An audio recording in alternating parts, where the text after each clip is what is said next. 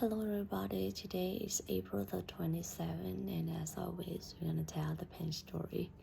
This pen story has changed a lot of people's life. It shed light into why something happened to our life and how we can create or manifest our dream life in a very certain way. So let's get started, okay? What is this? It's a pen. What do we use the pen for? To write. Now there is a dog inside the room. I'm gonna wave this in front of the dog. What does the dog do? The dog probably will sniff, lick, or chew the shade. Does the dog see this one as a pen?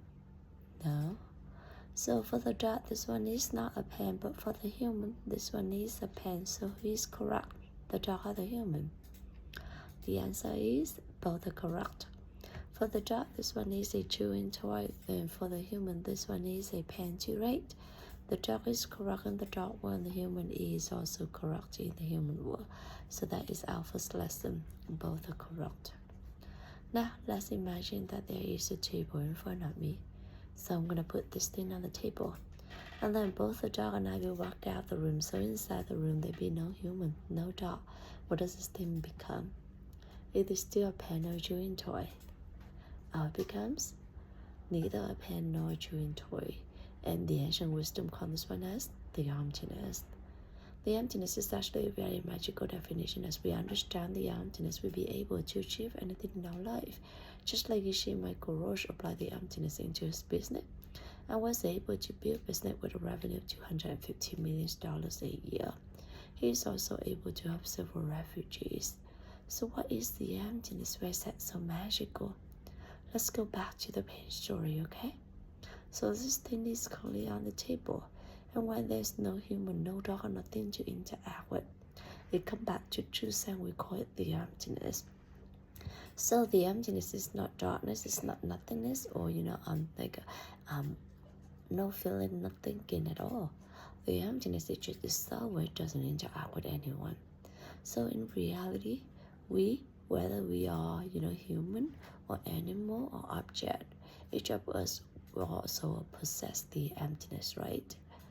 But then in reality we also interact with a lot with many things or many things at the same time. So we always has the potential to become anything or anyone depending on who or what we are interacting with. Look at us. So what do I mean by that? Let's go back to the page story, okay? So as soon as I go back into the room, I look at this becomes a pen. When the dog comes back to the room and the dog look at this becomes a chewing toy. And when both the dog and I come back to the room at the very same time, we both look at this at the very same time. What does this thing become? It becomes two things, a pen for me and a chewing toy for the dog. So a single thing, when there's no human, no dog, or nothing to interact with, it comes back to truth and we call it the emptiness. But because it has the emptiness, it also has the potential of become anything, anyone, depending on who or what is looking at this at the very moment. So that is our second lesson. Along with the emptiness, we all have limitless potential. Now, I see this as a pen. So does this pen coming from me or does this pen coming from the thing itself? This pen is actually coming from me. Why am I so certain? Because if this thing is the pen itself, then the dog or anything in this entire universe will have to see it for what it is, which is a pen. But does the dog see this one as a pen? No. So this pen is actually coming from me. This pen is actually coming from my mind. And everything is actually coming from our mind. So that is our third lesson. Everything is actually coming from our mind. Now, we all agree that this pen is coming from my mind, right? So I'm going to change my mind and I'm going to start believe that this would become a diamond, okay? So please pray with me. Diamond, diamond, diamond. Open my eyes. It's still a pen. So what in my mind that's what me to see this as a pen but not a diamond? There are seeds inside our mind that the ancient wisdom calls as karma. When we see something, the seeds inside our mind pop up, open up and cover this and made us see it for what had been planted all into our mind. So who planted those seeds into our mind then? Only you can plant the seed into your mind, and only I can plant the seed into my mind. How can we do it?